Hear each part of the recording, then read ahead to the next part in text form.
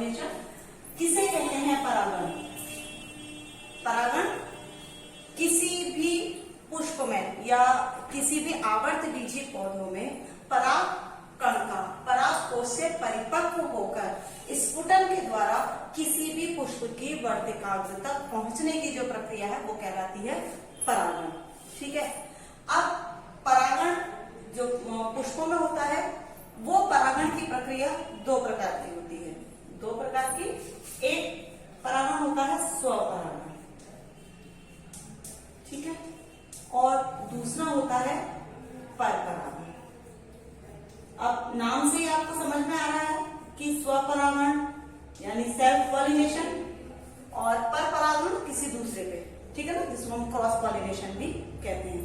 अब आज हम सबसे पहले टॉपिक पढ़ते हैं स्वपरागण। स्वपरागण का क्या मतलब होता है? किसी भी पुष्प, अब कोई जनरली कोई एक प्लांट है ये मान करके चलते हैं, ठीक है, इस प्लांट में जो है फ्लावर आते हैं। अब फ्लावर आपने देखा होगा कि जब किसी भी पौधे में पुष्प आते हैं तो पुष्प बहुत अधिक संख्या में आते हैं, लेकिन जब उनमें से फल बनता है तो फल बहुत कम बनते हैं। बहुत कम से मतलब जितने फूल उस पे आए थे उतने उस पे फल नहीं लगते। ऐसा किस लिए होता है? ठीक है, ये इसलिए भी होता है कि जनरली तौर पर जिन पुष्पों में निषेचन की प्रक्रिया या परागण के द्वारा जब परागण हो पर निषेचन की प्रक्रिया संभव होती है, उन्हीं से फल बनते हैं। शेष जो पुष्प होते हैं वो झड़ जाते हैं। अब ये एक पौधा है जिस पर यहाँ पुष्प लगे हुए हैं, ये शाखाएं हैं, पत्तियां हैं, एक पुष्प यहाँ लगे हैं, दूसरा इसकी इस शाखा पर लगे हुए हैं, ठीक है। स्वपरागण में क्या होता है कि यदि इस पुष्प के परागकण अगर उसी पुष्प की वर्तिकाग्र पर आकर गिरते हैं तो हम उसको क्या कहेंगे? स्वपरागण, ठीक है। अब स्वपरागण एक तरीके से और भी हो सकता है कि यदि यहाँ पर उगने वाला जो पुष्प है अगर इसके परागकण इसी पुष्प की दूसरी पुष्प की वर्तिकाग्र पर आकर के गिर जाए तो वो भी क्या कहलाएगा? स्वपरागण कहलाएगा। क्यों? क्योंकि इसमें हम एक ही पुष्प है, एक ही पौधा है और एक ही पौधे में एक ही प्रकार की प्रजाति होती है, जिसके इस पुष्प के परागकण यदि इस पे गिरे तो भी उनमें निषेचन होगा और यदि दूसरे पे गिरे तो भी इसमें निषेचन की प्रक्रिया संभव होगी, ठीक है। इस प्रकार के परागण को हम कहते हैं स्वपरागण। जब किसी पौधे में पुष्प के परागकण उसी पुष्प की वर्तिकाग्र पर किसी भी माध्यम से, किसी भी माध्यम, वायु के माध्यम से, जल के माध्यम से या कीट के माध्यम से उसी पुष्प की वर्तिकाग्र तक पहुंचते हैं तो हम इसको कहते हैं स्वपरागण। अगर किसी माध्यम से जैसे तेज हवा चली, परागकण परिपक्व हुए और वो इसी पुष्प की दूसरी डाली पर लगने वाले जो फूल हैं उन पर जाकर के अगर गिर जाते हैं तो भी हम इसको क्या कहेंगे? स्वपरागण, ठीक है। स्वपरागण दो प्रकार का होता है। अब स्वपरागण दो प्रकार का, ये मैंने आपको दोनों ही तरीके बता दिए। एक तो होता है स्वयुग्मन। स्वयुग्मन जो मैंने प्रोसेस अभी आपको बताई कि यदि इसी पुष्प पर आकर के परागण गिरेंगे तो वो क्या कहलाएगा? स्वयुग्मन। यानी स्वयं के ही पुष्प पर परिपक्व हुए परागकण यदि वर्तिकाग्र पर आकर अंकुरित हो रहे हैं तो वो प्रक्रिया कहलाएगी स्वयुग्मन, स्वपरागण। दूसरी जो प्रक्रिया होती है उसको हम कहते हैं सजात पुष्पीय स्वपरागण। सजात पुष्पीय यानी इसी पौधे की दूसरी डाली पर लगने वाले पौधे पर यदि आकर के इसी पौधे के दूसरे पुष्प के परागकण आकर के गिरेंगे तो हम इसको क्या कहेंगे? सजात पुष्पीय स्वपरागण। अब नाम देख लेते हैं जरा। पहला जो हमने नाम लिया वो है स्वयुग्मन, ठीक है, स्वयुग्मन। और जो दूसरा जो नाम लिया वो हमने किया सजातीय, सजात पुष्पीय, ठीक है, सजात पुष्पीय स्वपरागण। ये दोनों ही स्वपरागण की प्रक्रिया है। अब स्वपरागण पौधों में किन किन पौधों में होता है और क्यों होता है, इसके कुछ बिंदु हैं, यानी किन पौधों में हो सकता है या किन पौधों में स्वपरागण नहीं हो सकता, इसके लिए कुछ पॉइंट्स हैं या कुछ विशेषता पौधों में पाई जाती है जिसकी वजह से ये स्वपरागण की प्रक्रिया संपन्न हो पाती है। अब अनुकूलन इसको हम कहते हैं, यानी स्वपरागण के लिए पौधों में क्या क्या अनुकूलन होने चाहिए। सबसे जो पहला जो अनुकूलन है वो है इसमें पौधे का उभयलिंगी होना। उभयलिंगी का मतलब जानते हो आप?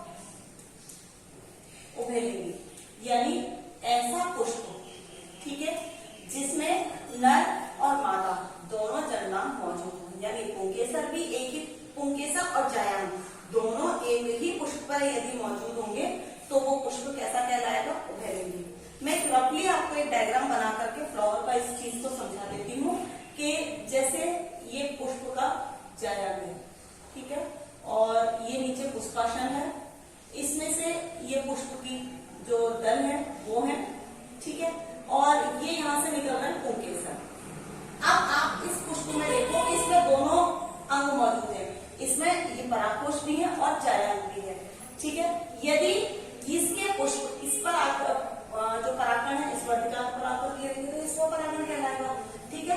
लेकिन इस पुष्प का उभयलिंगी भी होना चाहिए, यानी परागकोश और जायम का एक ही पुष्प में होना अत्यंत आवश्यक है, तभी वो पौधा क्या कहलाएगा? उभयलिंगी, ठीक है। उभयलिंगी होगा तो उसमें जाहिर सी बात है कि स्वपरागण की संभावना अत्यधिक होगी। अब आप देखो ऐसे कौन कौन से फ्लावर्स हैं या कौन कौन से ऐसे प्लांट्स हैं जिनमें इस प्रकार के पौधे आते हैं जो उभयलिंगी होते हैं। आपके आसपास आपने देखे होंगे बहुत सारे फ्लावर्स को आपने देखा होगा। मटर खाने में बहुत टेस्टी लगती है, सर्दियों में खूब सब्जी बनती है, सब्जी में भी डालते हैं हम उसको, पुलाव वगैरह बनाते हैं उसमें भी डालते हैं, मतलब कुछ भी हम वैरायटी बनाए तो उसमें मटर का यूज कर लेते हैं। तो मटर का पुष्प आपने देखा होगा, 11th के आपने सिलेबस में भी पढ़ा था।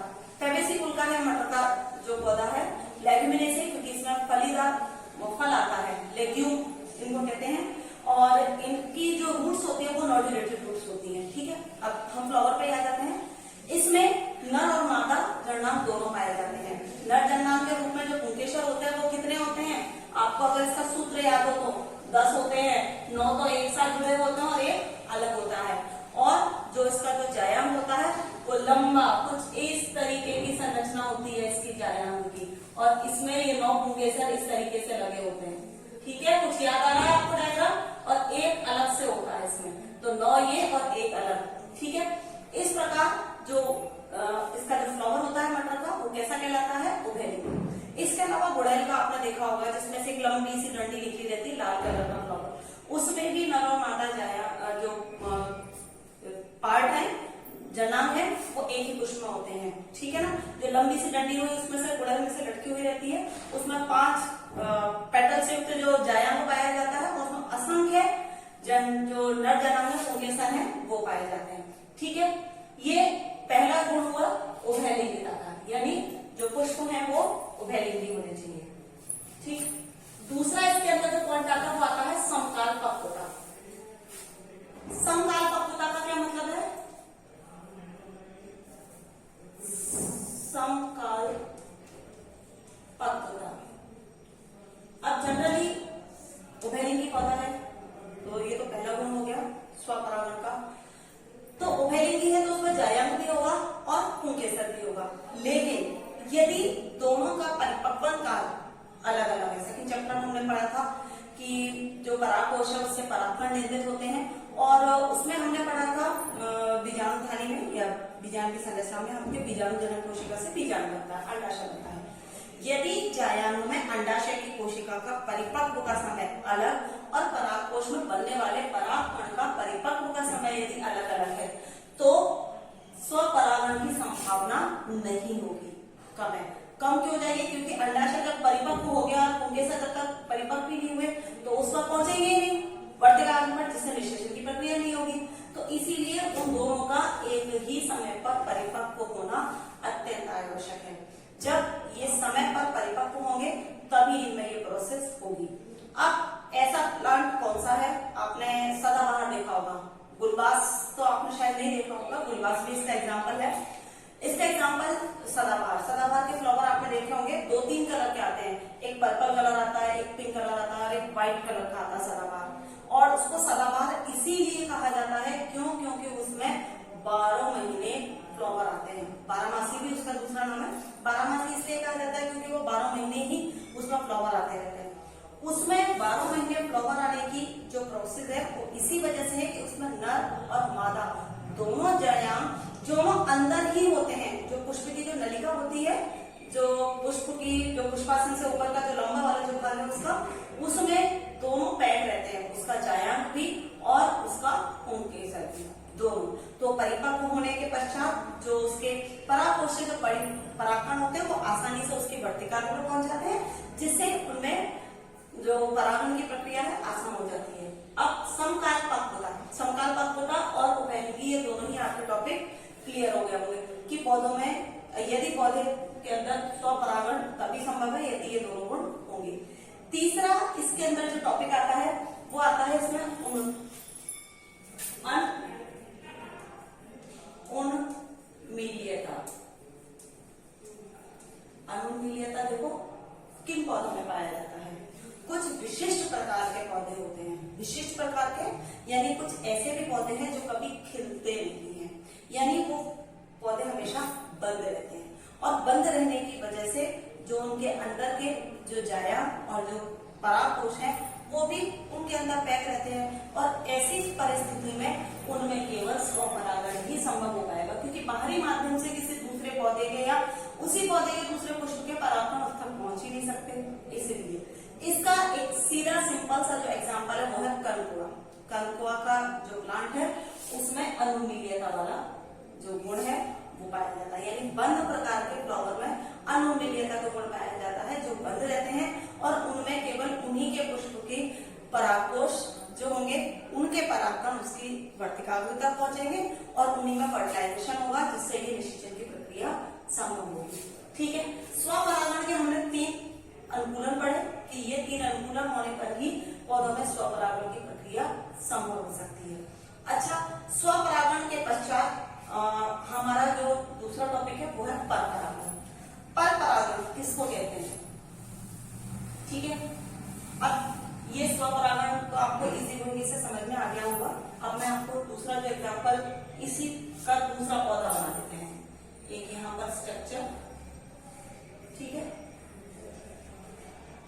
जैसे जनरली आपने देखा होगा कि खेत में जब या जंगलों में जो पेड़ लगे होते हैं उनके आसपास एक पौधा यदि लगा हुआ तो उसी की समान प्रजाति के एक आध पौधे उसके आसपास और भी होते हैं, ठीक है ना। जैसे अब यहाँ पर कोई एक पौधा लगा हुआ है, इस पौधे के जैसे ये दोनों ही मान लो सरसों के हैं, ठीक है ना। अब इस पौधे में जब परागकण परिपक्व हुए तो वायु के माध्यम से या कीट के माध्यम से जब ये परागकण इस दूसरे पौधे के पुष्प की वर्तिकाग्र तक पहुंचते हैं तो हम इसको कहते हैं परपरागण। तभी परपरागण क्यों? क्योंकि दूसरे पौधे के पुष्प की वर्तिकाग्र पर जा रहा है, इसलिए इसको परपरागण कहते हैं। परपरागण की प्रक्रिया में एक साधारण जो इसकी डेफिनेशन है, जब किसी पौधे के पुष्प की पुंकेसर से परागकण किसी माध्यम के द्वारा उसी प्रजाति के किसी दूसरे पौधे के पुष्प की वर्तिकाग्र तक पहुंचते हैं तो इस प्रक्रिया को हम क्या कहते हैं? परपरागण। ठीक है, अब पौधों में जो परपरागण की प्रक्रिया है, इस परपरागण की प्रक्रिया में एक खास बात और होती है कि जो पुष्प के परागण है उसी की प्रजाति के पुष्प की वर्तिकाग्र पर पहुंचेंगे तभी उन परागकणों में अंकुरण की प्रक्रिया होगी, अन्यथा नहीं होगी। ऐसा नहीं है कि गुड़हल के पुष्प की जो पुंकेसर है उसका परागकण उठ के यदि गुलाब पर चला जाएगा तो वह निषेचन की प्रक्रिया करेगा, या मटर पे चला जाएगा तो निषेचन की प्रक्रिया करके फल बन जाएगा। नहीं, समान जाति के परागकण समान दूसरे जो समान प्रजाति है उसी के पुष्प की वर्तिकाग्र पर जाएंगे तो ही उनमें अंकुरण होगा परागकणों में, नहीं तो अंकुरण की प्रक्रिया नहीं होगी और वो डिस्ट्रॉय हो जाएगा, यानी वो बेकार हो जाएगा। अब जो परपरागण है वो परपरागण के लिए भी पौधों में कुछ अनुकूलन होना आवश्यक है, यानी क्या परिस्थिति हो सकती है जिसके कारण ये पौधों में परपरागण की प्रक्रिया पाई जाती है। जो पहला जो पॉइंट हम मानते हैं वो इसका मानते हैं स्वबंधता। स्वबंधता यानी जैसे अब आप ये मान लो ये गुड़हल का है, ठीक है ना, और ये सरसों का है। गुड़हल के पुष्प के परागकण तेज हवा चली और हवा से सरसों के पुष्प की वर्तिकाग्र पर आकर के गिर गए तो क्या होगा? इनमें परागण होगा? नहीं होगा। क्यों? क्योंकि दोनों की ही जातियां भिन्न हैं, इसीलिए। ठीक है ना, तो ये क्या हो जाएंगे? इसकी वर्तिकाग्र पर गिरने के बाद इनमें अंकुरण नहीं होगा। अंकुरण नहीं होगा, वो परागकण क्या हो जाएगा? बेकार और डिस्ट्रॉय हो जाएगा। इसको हम कहते हैं स्वबंधता, यानी दूसरे पौधे की वर्तिकाग्र पर यदि वो गिरते हैं तो वह स्वबंध यानी अपने आप ही उनमें परागण की प्रक्रिया नहीं होती और उनमें ये परागण नहीं हो पाता या निषेचन की जो प्रक्रिया है वो संपन्न पाती। इस पॉइंट के बाद जो सेकंड पॉइंट आता है वो आता है एक लिंग का। यहां हमने उभयलिंगी पढ़ा था स्वपरागण में। एक लिंगता, एक लिंगता का क्या मतलब होता है? जब पुष्प में कोई एक ही प्रकार का अंग मौजूद हो, नर या मादा दोनों जन्मों में से कोई एक मौजूद हो, तो उसमें पुष्प में पर परागण की संभावना अत्यधिक होती है। जैसे किसी पुष्प में केवल जायांग मौजूद है और किसी पुष्प में केवल पुंकेसर ही मौजूद है, तब ऐसी परिस्थिति में जो पौधा है उसमें पर परागण ही होगा। स्वपरागण तो हो ही नहीं सकता। स्वपरागण तो कब होता है? जब दोनों चीजें एक साथ होती हैं, जायांग और पुंकेसर। अब जब इसमें है ही नहीं तो क्या होगा? जाहिर तौर पर एक लिंगी पौधे जो होंगे या एक लिंगी जो पुष्प होंगे उनमें पर परागण की प्रक्रिया ही होगी।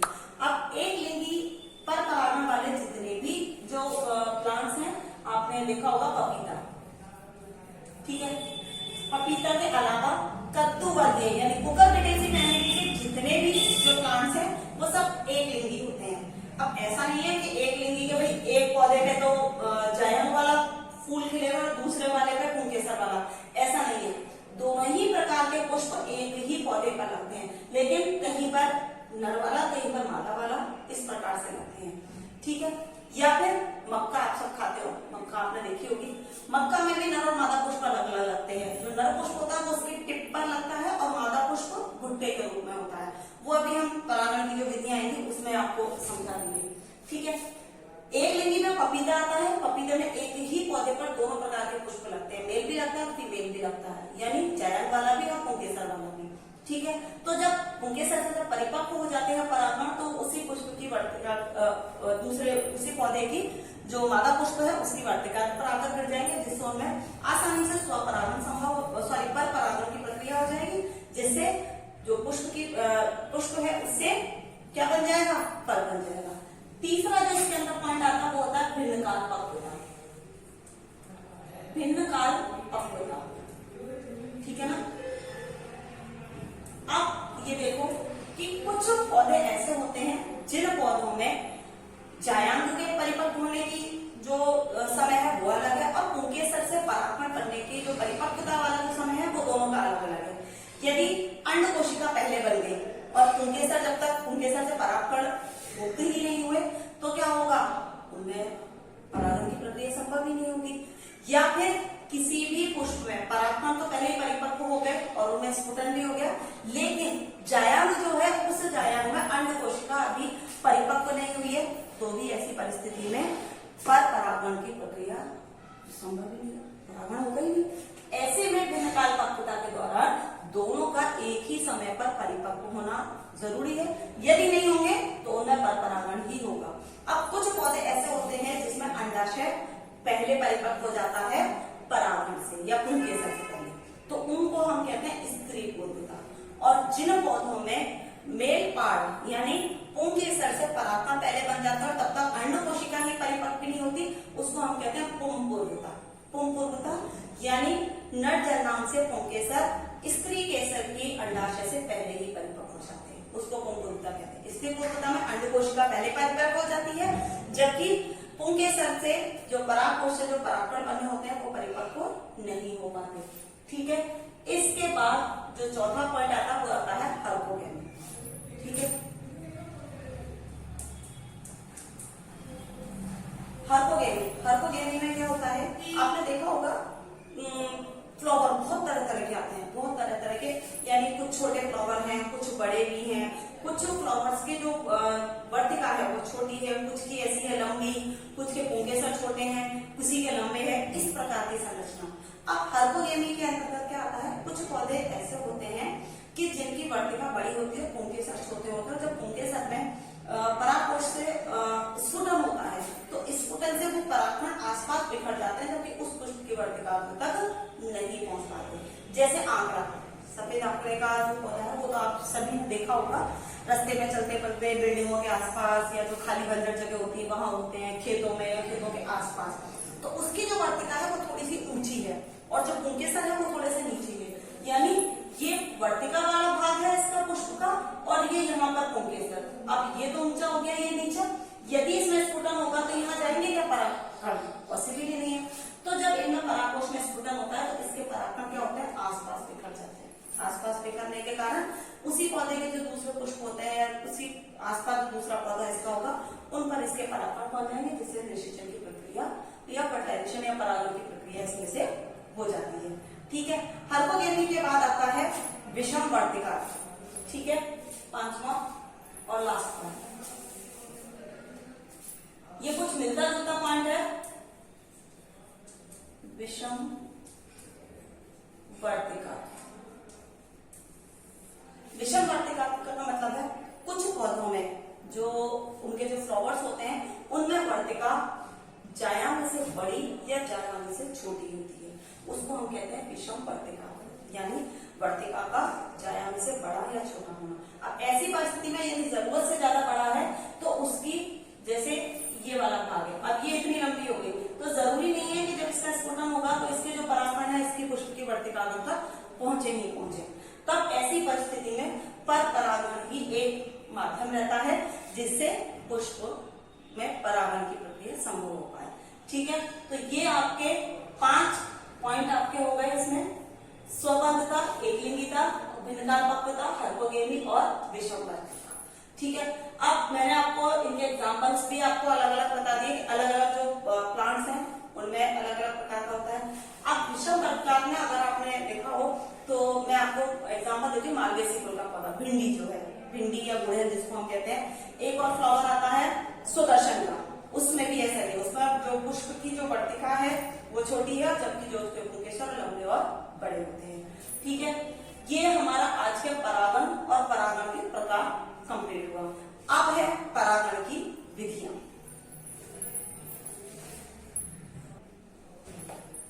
परागण की विधियों को हम आपके अगले टॉपिक में या अगले डे की क्लास है उसमें पढ़ाएंगे। क्यों? क्योंकि उसमें 3 प्रकार की विधियां हैं, वायु परागण, जल परागण और कीट परागण। ठीक है, तो अलग अलग मैं एग्जांपल के साथ आपको वायु परागण कौन से प्लांट्स में होता है, कैसे होता है, कीट परागण कैसे होता है, ये पूरी प्रोसेस आपको नेक्स्ट जो आपका जो क्लास होगी उसमें पढ़ाएंगे। आज की क्लास के लिए आपका 3rd चैप्टर का ये टॉपिक परागण का कंप्लीट होता है, जिसमें आपने पढ़ा था परागण 2 प्रकार का है, स्वपरागण, परपरागण। स्वपरागण में भी स्वयुग्मन और सजातीय पुष्पीय आपने पढ़ा था।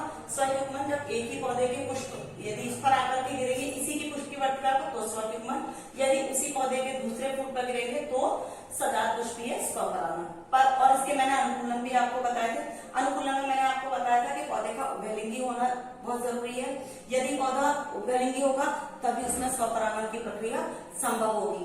दूसरा, इसके अंदर जो पॉइंट मैंने आपको बताया था भिन्न समान काल का होता है, यदि इस जो जायांग है और जो परागकोशम समान काल में परिपक्व होंगे तभी स्वपरागण की प्रक्रिया होगी। और तीसरा था अनुमिलियता, यानी 3 पॉइंट हमने इसके स्वपरागण के पढ़े थे। और पर परागण के हमने 5 पॉइंट देखे यहाँ पर। स्वबंधता, यानी पुष्प के जो परागकण है वो अपने ही प्रजाति के पौधे पर जाकर के अंकुरित होते हैं।